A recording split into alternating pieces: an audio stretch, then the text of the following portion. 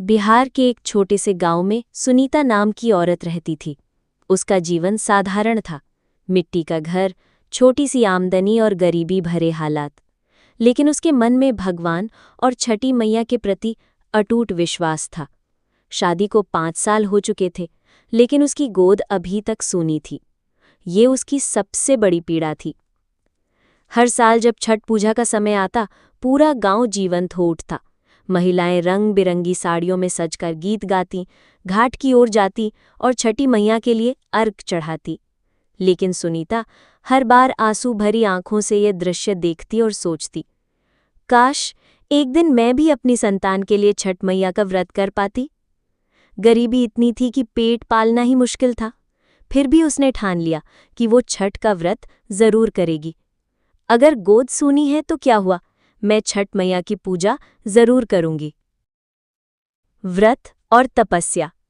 सुनीता ने अपने जीवन में पहली बार छठ पूजा का व्रत शुरू किया। पहला दिन नहाए खाए। सुबह सुबह नदी में स्नान किया, सादे भोजन का सेवन किया।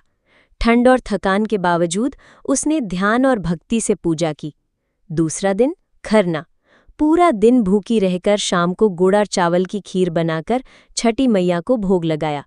हर कदम पर उसकी भक्ति और तपस्या की छाया दिखाई देती थी। तीसरा दिन संध्या अर्घ।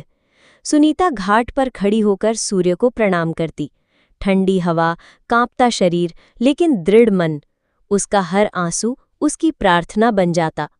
चौथा दिन उषा अर्घ्य। सूर्योदय के समय नदी में खड़े होकर अर्घ्य देती।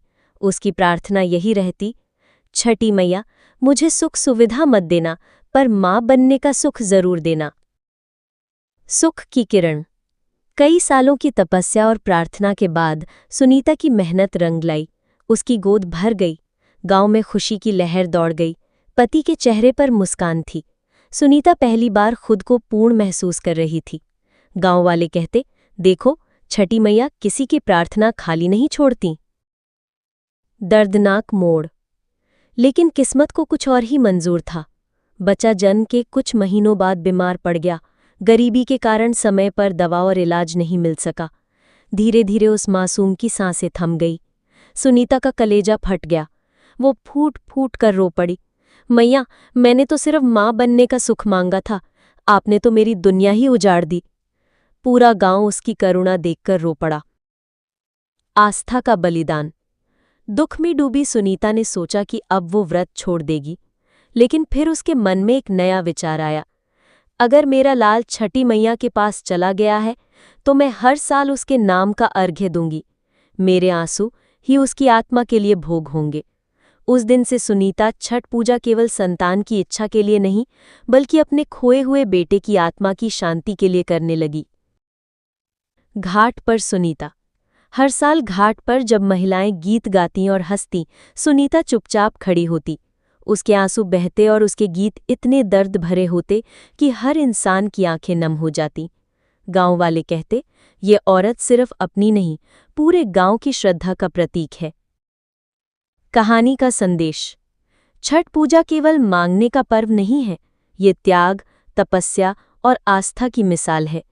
सुनीता की कहानी हमें सिखाती है कि सच्ची श्रद्धा कभी हार नहीं मानती। दर्द कितना भी गहरा क्यों ना हो, आस्था इंसान को जीने की ताकत देती है। कभी कभी भक्ति का असली अर्थ अपने दुख और बलिदान में छुपा होता है।